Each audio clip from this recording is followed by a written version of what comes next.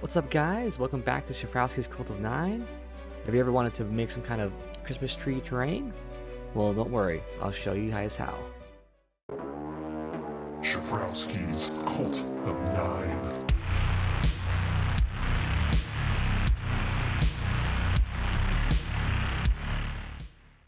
So some of the tools you're gonna need to make a project like this is pretty simple. You're obviously gonna need some foam, rulers, respirator masks, and probably a wire cutter too. Can make cutting the foam a lot easier. Alright, so once you got your tools, one of the first things you want to do is measure out the size of your terrain. What I did, since I'm doing the trees, is put the trees on top of the foam, so I can kind of measure out the space and see how it look, or how they're going to fit on the little terrain piece itself, and then made my measurements off of that. Alright, and once I kind of figured out where the trees are going to go and how big I want it to be, then I actually draw out the measurements of it. I believe for this one I kind of stuck around the 6 to 8 inches length and width. That's kind of like the general size for like a medium sized terrain piece. So after I get my measurements, I then take it to my hot wire foam cutter, and then I just cut along the lines that I drew for the size of that terrain piece.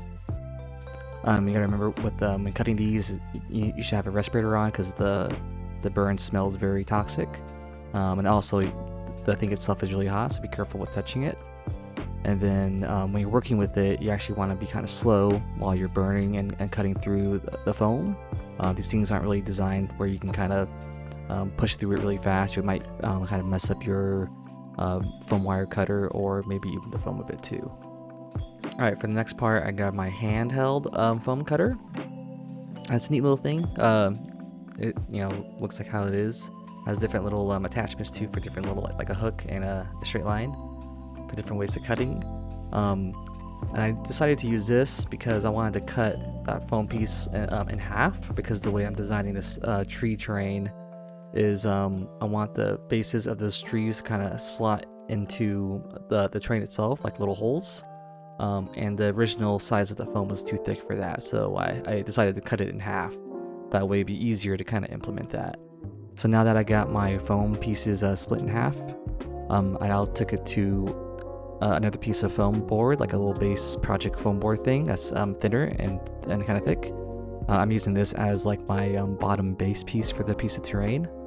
I take my foam, I put it on top, and I trace it. That way I can cut it out and then match it to the bottom. And then since I need another piece, the piece that I cut out, I put that on top and trace it again, and then cut that out as well. Yeah, so next is to make the holes for my trees to slide into. I'm using this on my my green foam, which is like going to be my top layer with the terrain. I get my trees, I put them on top of the foam so I can kind of figure out where I want my spacing, and then I just get a pen and trace around the bases to make so I can know where the holes are. Once I got the holes, and then I get my knife and I cut out the circles I just drew on, and as you can see, I test it after I cut it out just to make sure they fit properly, and they do pretty well. Some of them are a little sticky though, so what I decided to do is get some sandpaper to just kind of sand out the holes a little bit to make it easier to put it in. And then I tested it again, and it works a lot better after doing something like that. And also I want to make sure that the trees aren't sticky when you put them in and out. I want them to easily slide in and out, so it's easier to play with. So now that I got my top layer green foam holes cut out on them, I can now put it on top of my black foam. That's kind of like the base part. So I just use a hot glue gun to do the gluing. So this is pretty, good, strong, and quick and easy to use. Just glued it up, try to match it as best I can to the other one, and then pressed it on, and then it was done and all good. Alright, so now that I got both my foam pieces glued together, it's time to pretty up the foam and make it look nice and make it kind of look like it's actually terrain. So one of the things you can notice is that I put some caulk on the edges, like where the green and the black foam meet, just kind of like gap fill it, and to make it not so obvious that two pieces of things are glued together. And then also I'm taking my knife and I'm shaving off the edges to round them out a bit, and also to kind of flatten it too. since I want my models to be able to go on this and kind of walk through it, I'm trying to give it like a nice, good, flatter, steeper grade slope. That way models won't just like fall over or get tipped over so easily when you're placing them on it and playing. Also kind of help make the ground look a little more natural, I guess, and like really rigid. And also when I'm done kind of smoothing out the edges, then I try to add some extra details onto the foam by just like cutting grooves and chipping things out to make it have like an uneven, weathered kind of ground that isn't just like something that's naturally flat or like unnaturally like sloped or whatnot. So this is the part where you can kind of detail into the foam like all these different cuts and crevices and designs and stuff like that. All right, and now that our foam is ready, we can start painting it up and priming it. So since I'm doing like a brown earth color, I'm just painting it brown. I think I also added a little bit black in there too. I don't think it matters too much. It's just a primer color. We're going to be covering up with like a terrain paste and a bunch of other stuff too, so it doesn't matter too much. Just maybe keep the color similar to what you actually want the terrain color to be. Then I also painted the bases of the trees too, just brown, the same color as the terrain. That way, if anybody, when they pick them up to place them off to the side, they match with the terrain. It's not going to be like some wood color that's just sticking out when it's just sitting there. So now that our terrain is primed, now we can add the terrain paste on it. So for this project, I made my own terrain paste. I didn't use any store-bought ones, and I'll show you guys how I did it. So first, I'm using like a drywall paste. It's kind of definitely like the binder and the main part of this recipe. I'm just using the pink stuff, but you can probably use any other kind of drywall paste that you have locally available to you. Then you're gonna want some texture in that paste. So I got like some fine grit sand. I got that from my local hardware store too. I use like a sandbox type sand that you can buy from there that's meant to go in your sandbox. That one's pretty fine.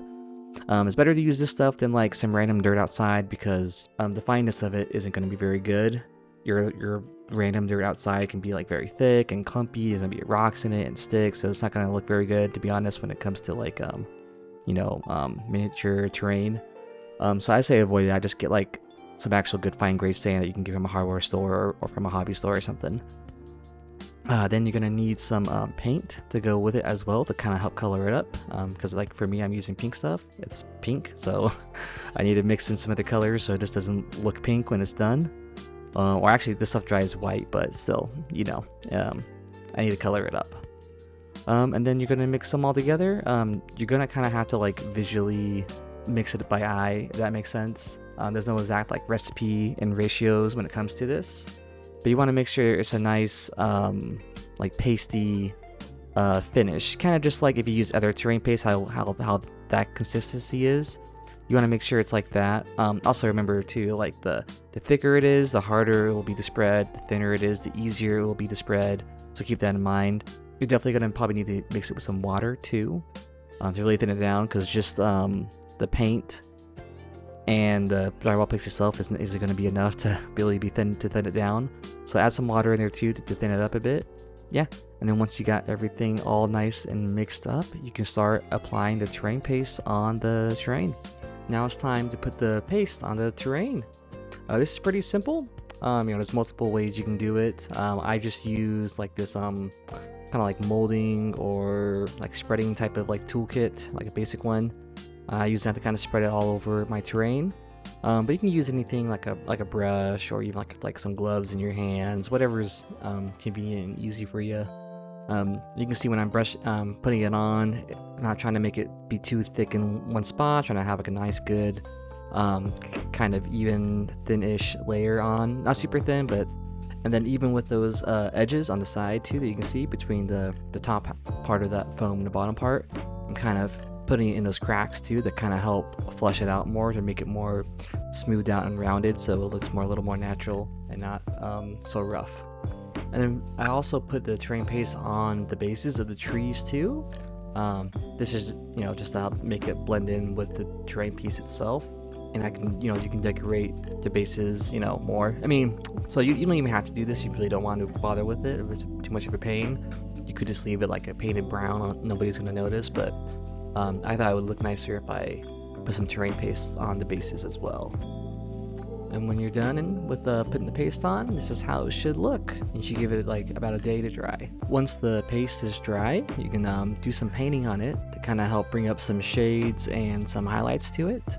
I think first I started off with this darker khaki color from Vallejo and just dried brush that on everywhere.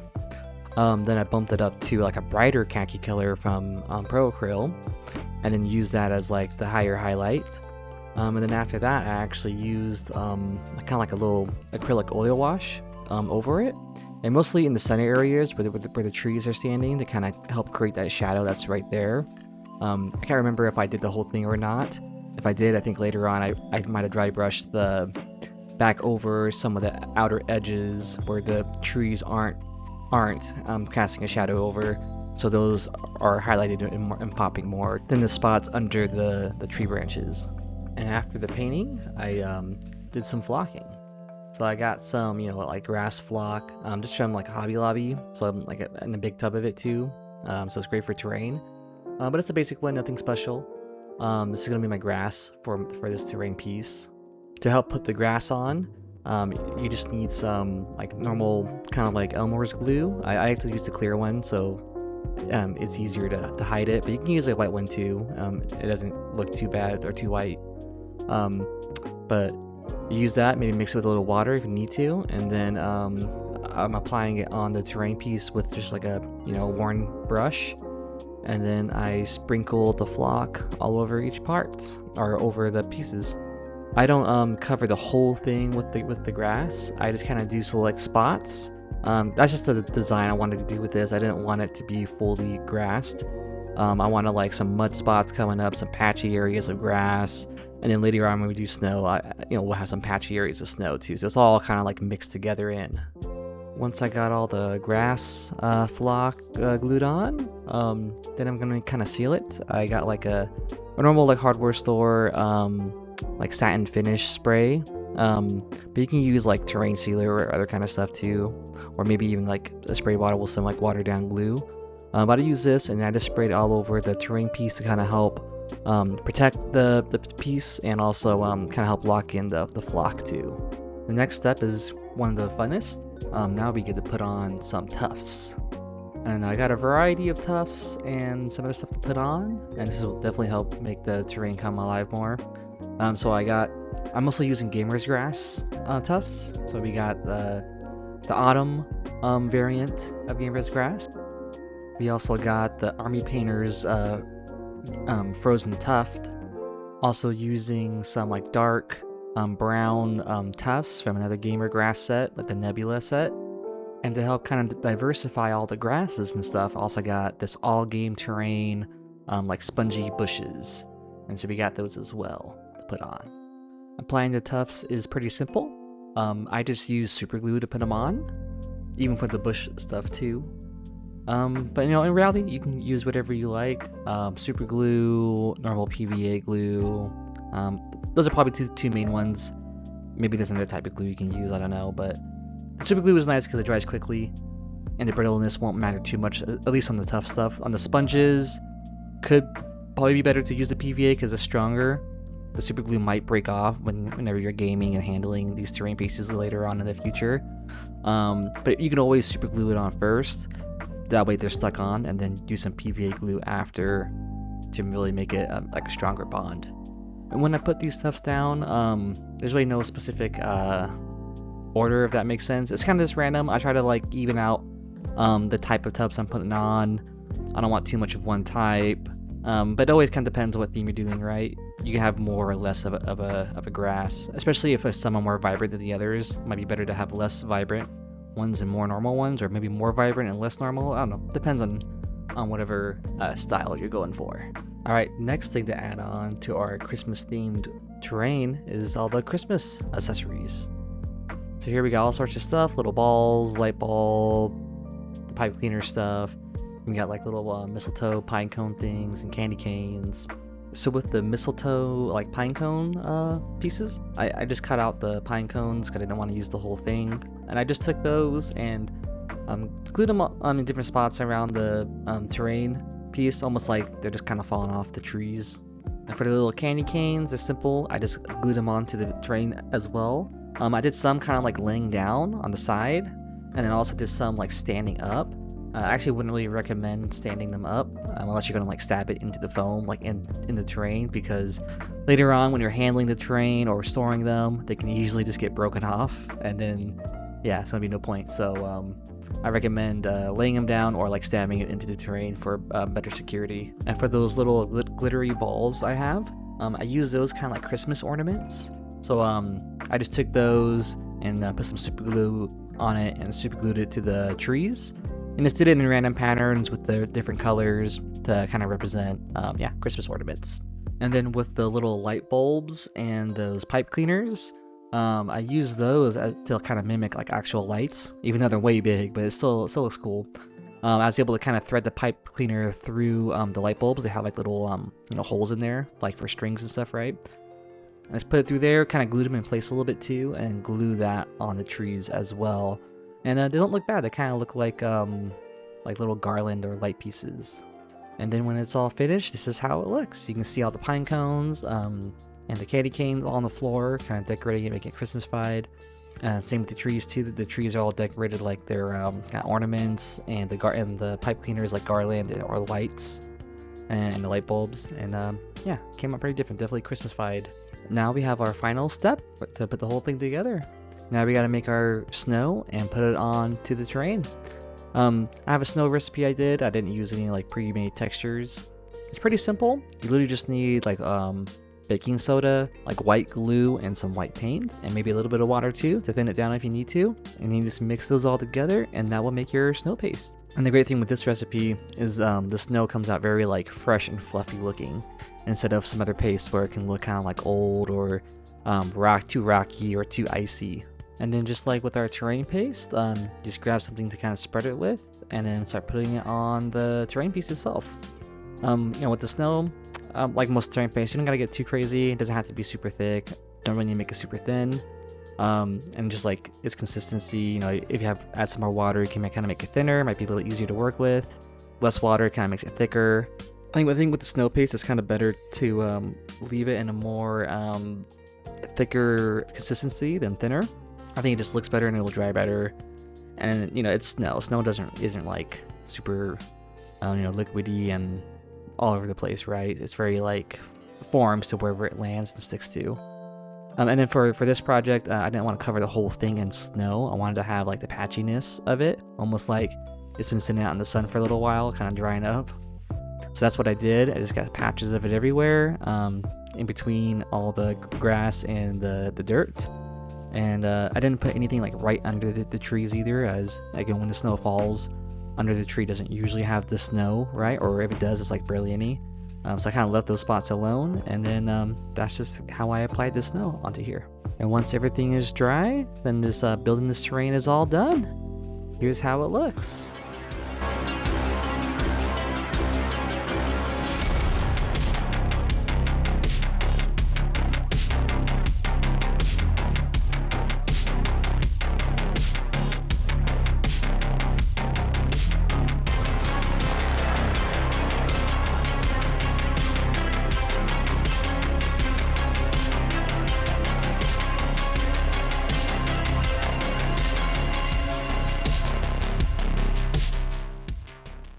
Alright, and that's it. And that's how you make some Christmas themed tree terrain. I hope you guys liked it and enjoyed it. Hopefully it gives you guys some ideas. And if you were trying to make a terrain like this, but maybe didn't really know how to go about it, then hopefully this kind of helps you. Feel free to follow what I did too and make your own version of it. And hope you guys enjoyed, and I'll see you next time. Adios.